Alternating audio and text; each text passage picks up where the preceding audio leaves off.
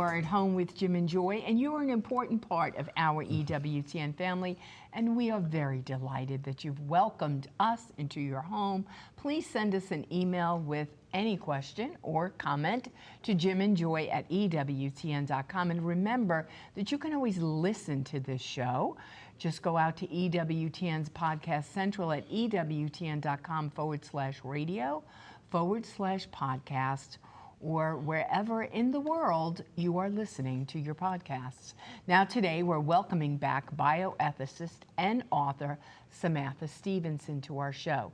Samantha is a Catholic convert, a bioethicist, and the author of several books helping Catholics grow in faith and navigate the spiritual and ethical questions shaping our rapidly changing world, whether in the hidden rhythms of home or in the frontiers of science.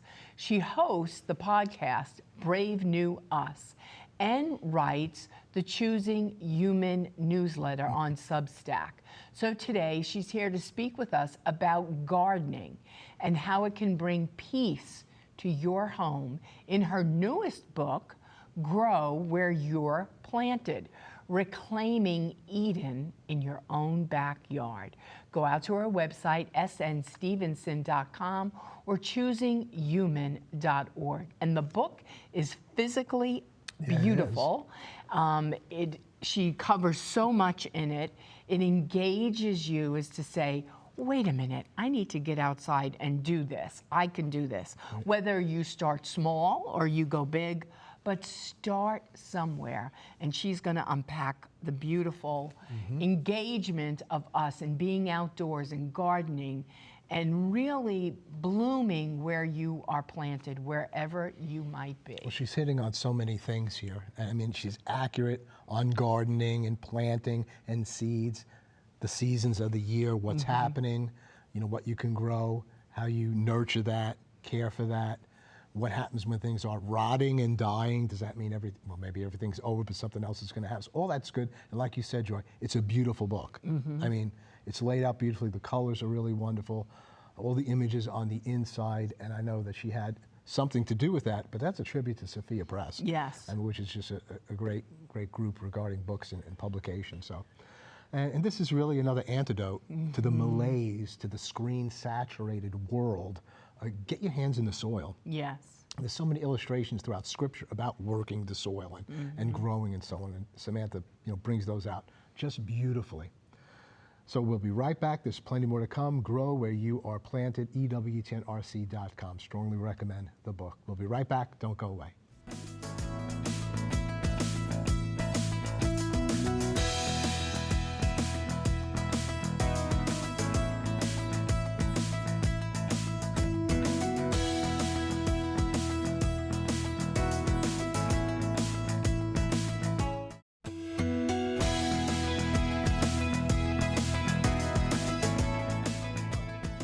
Welcome back. Well, our guest today is Samantha Stephenson, and she is the author of a beautiful book called Grow Where You're Planted, Reclaiming Eden in Your Own Backyard.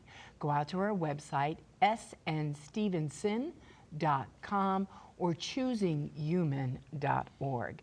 And I think this book certainly helps us to be the better version of ourselves in our own humanity, getting us away from a screen. And so I want you to tell our family why you wrote this book and the great hope that it has to cultivate and restore us as human beings and families. Yeah, well, when I started writing this book, it was actually Holy Week when I started drafting it. So I was thinking about Jesus being in the garden in Gethsemane, and then I thought back to creation in the garden, and then, of course, resurrection in the garden. And so many of the holiest, most important moments of our faith took place in a garden. So we might not all be called to be, homesteaders or full-on market gardeners, but we're all made for the garden. And I think God really is he comes to us in a special way in the quiet of the garden. And so I started noticing some of those ways that God was coming to us in just the ordinary whispers, the disasters even of the garden. And I wanted to help people get in touch with that. You know, today, so many people, all of us, myself included, we have this digital focus of our lives. You know, we experience kind of a disembodiment, and that's not who we're made to be. We're not just minds that are walking around, no body. We need the body. We need to experience the physical, and I think that the garden is one of the best places to learn that. It's a great teacher of virtue, great way to understand Jesus' parents. So much of the Bible is agricultural metaphor, and so being able to put our hands in the soil, have this sense of stewardship over the land, it's incredibly important. And it's one of the tenets of Catholic social teaching. So I was hoping that the gifts that I received through the garden, physical, spiritual, that other people would be able to benefit from that also.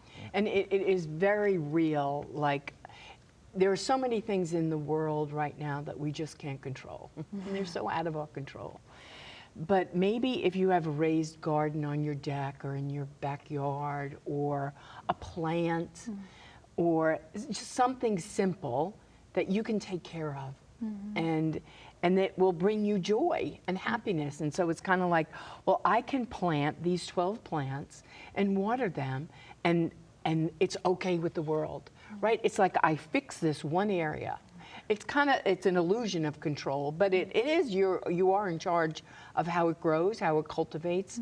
You're responsible, and it's good for your soul to be involved in that and to be out in the sun. Yeah, it's a way to image God. You know, he is the divine gardener. Jesus says, "My Father is the vine grower," and so we can imitate him in a different way, sort of a physical creativity, you know, drawing on what he does, you know. And I think, yes, we have control in terms of what we plant in the garden, but a lot of times what happens in the garden then is out of our control with the weather. And I think that's actually kind of one of the gifts of gardening. Certainly I have grown in humility because I make a plan and I think things are going to grow one way, and then a new pest shows up, or the weather changes in some unexpected way. I just heard it was 100 degrees at my house yesterday. And unexpected. And so there's a lot of learning, but also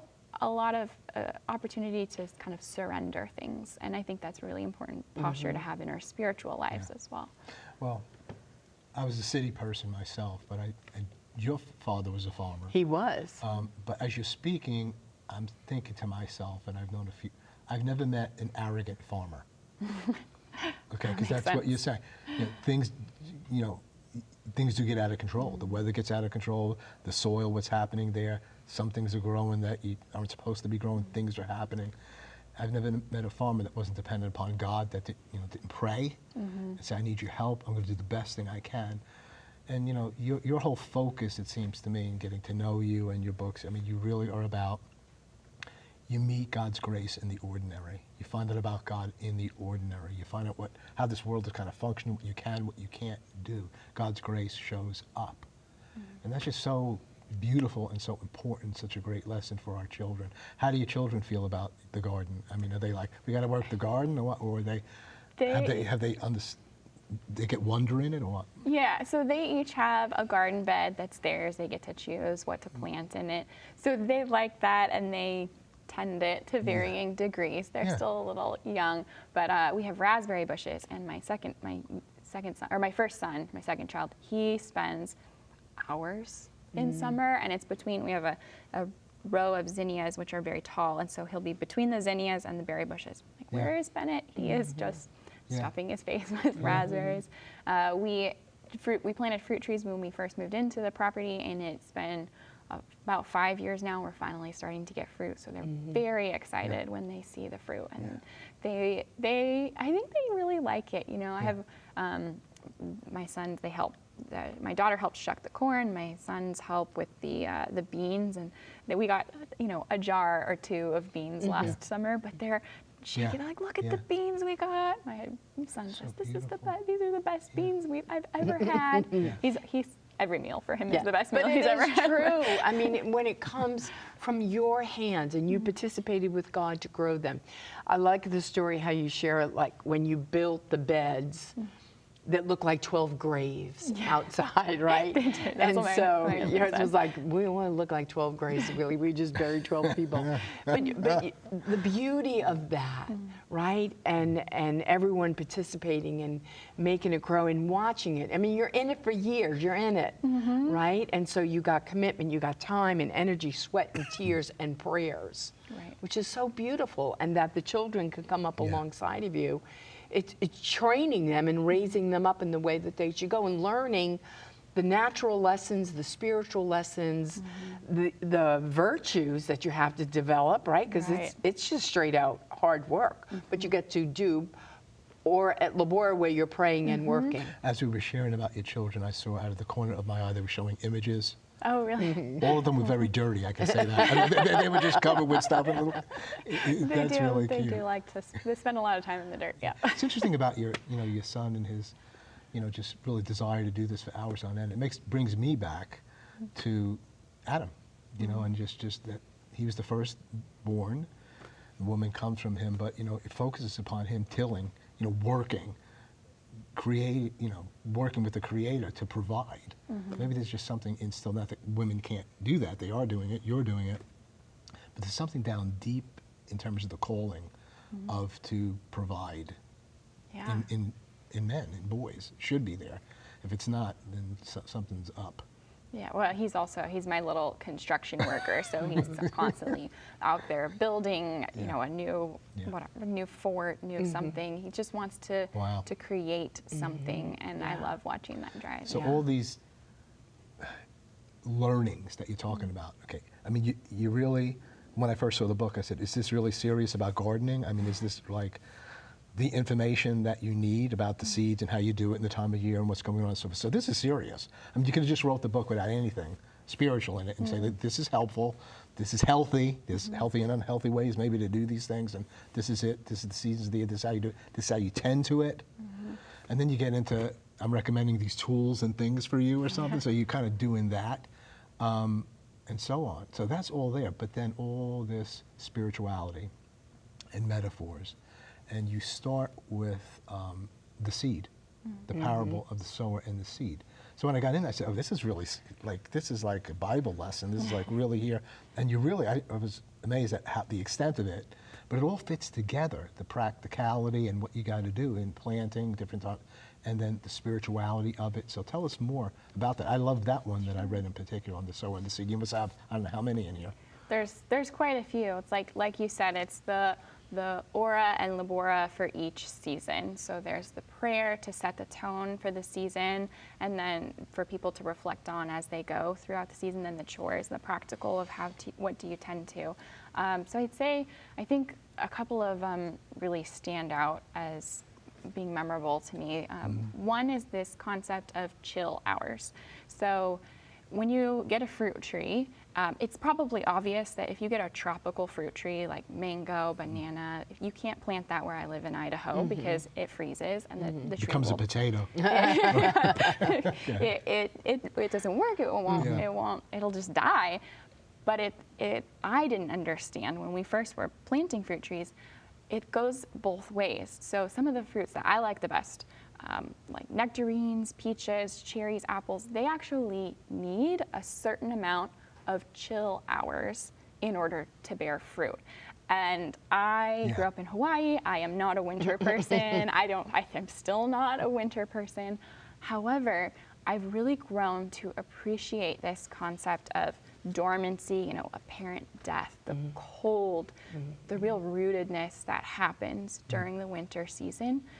So much because of this concept of our spiritual lives as well. There are certain fruits that we might not see in the meantime. Things might be dark and cold and awful, and we might not know what it is that God is working in our lives. What is that fruit that the Holy Spirit is trying to grow through these periods of darkness and dormancy?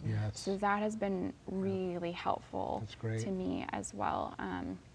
And then another one that I really loved learning more about is the parable of the mustard seed. And so I learned as a child is Jesus compares the kingdom of heaven to the mustard seed. It's this tiny seed, and it grows up, and it becomes this great big tree, and that's wonderful. What I did not know, and what I learned, is that the context, it's kind of funny that sometimes I think the spiritual lessons of the parables are more familiar to us than the agricultural context that would have been familiar to the people Jesus was speaking with. But the mustard is actually an unclean plant to the Jewish people. They wouldn't have planted it in their gardens because I think partly because it self-seeds, sows regularly, so it could kind of become this invasive thing that takes over your space. And then the other thing that I thought was really interesting is that mustard seed does not become a great big tree. It's kind of like a scraggly bush. And so then what we're hearing is that Jesus is describing the kingdom of heaven is this unclean, weedy bush. But that becomes the greatest of these trees. Wow. And so I think the beauty there is that and it's kind of the metaphor of the title too, and it's kind of woven throughout the different spiritual reflections, is that we can grow where we are planted spiritually. We don't need to become something else on our own. We can't become something else on our own, but it's Jesus who takes us, the unclean, scraggly weeds that we are, and makes us into something that we aren't, Wow. something beautiful, the kingdom of heaven. So those were two of the metaphors that I really loved. And it is, I mean, we use the mustard seed at our center with our clients, and it is the tiniest seed. When you see it, you go, this is the smallest seed. But it's good to see. It's good to know and to get that and say, God's going to do something amazing with this tiny, tiny seed. All these, just give them an entryway and make room for Jesus to come in with his great light. That's an interesting interpretation.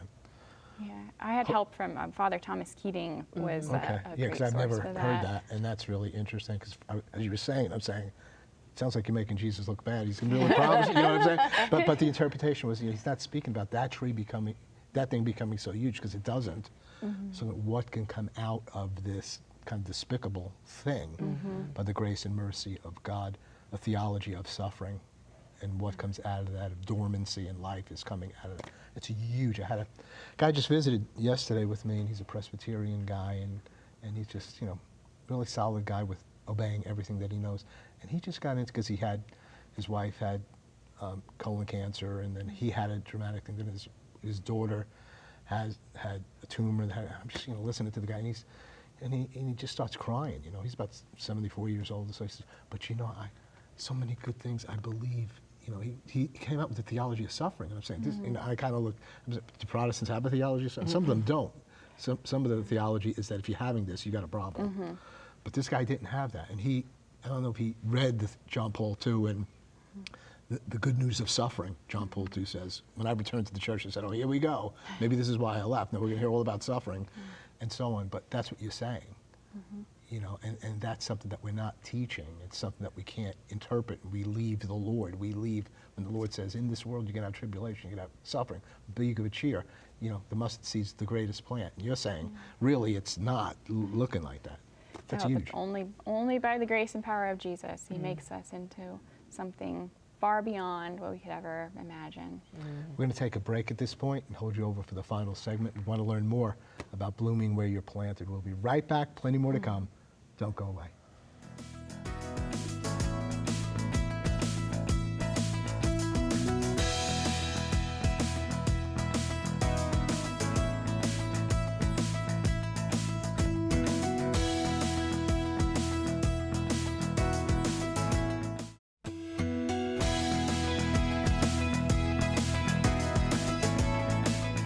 Back. We're finishing our conversation with Samantha Stephenson, her wonderful book, Grow Where You're Planted, EWTNRC.com. Strongly recommend it.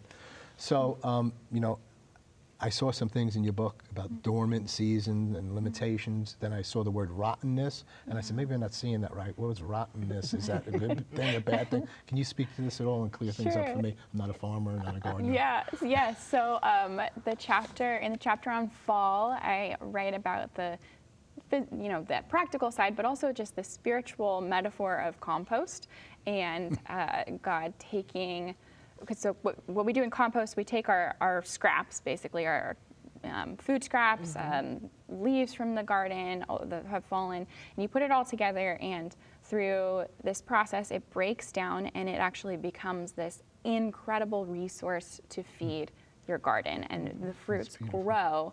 And so God doesn't waste anything. And so for me, I really saw this through the process of my chronic illness, which really knocked me out for a couple of years. And I had it for a long time, but didn't really understand what could happen and the consequences. And so God did not waste that time. That time was hard. There was a lot of suffering, but there was so much beauty that came out of, just walking up the hill to the studio and having the energy to do that. I have gratitude that I never had before. Yes. I'm able to really focus on the things that are important, my family, so much more. And I am so grateful for that time. Made me more compassionate. So God doesn't waste anything. The only time something goes to waste is if we're like a kid with a broken toy and we just grasp so hard onto those pieces that we don't turn it over to Him. But if we do, He fixes it. He makes it something even more beautiful than what it was to begin with. It's not in a direct correlation, but I keep thinking of Jesus after He does these miracles, the loaves and the fishes and everything. He goes, bring me the scraps, get the scraps, and bring them in here. And so that's kind of, in a way, like what you're saying. Do you have resources for children to kind of bring this home? Yeah, that's one of my favorite parts about writing the book. We're actually, throughout each section, there are little sidebars they're called Little Hands in the Dirt. And so they're tips for making this come alive with your kids, hands-on. Some of them are books that you can read to bring home. And I actually, on my website, I have a PDF expansion that turns all those hands-on experiences into a full-year literature-based science curriculum, because I homeschool my kids and I love planning, especially our science. And so to get to do that with the garden, some of these things are activities we do year after year to just form these really special memories, so that and they ask for them too. So can we make this? Can we make the Easter resurrection cookies? Can we make the berry cobbler? We need to go apple picking. Things like that.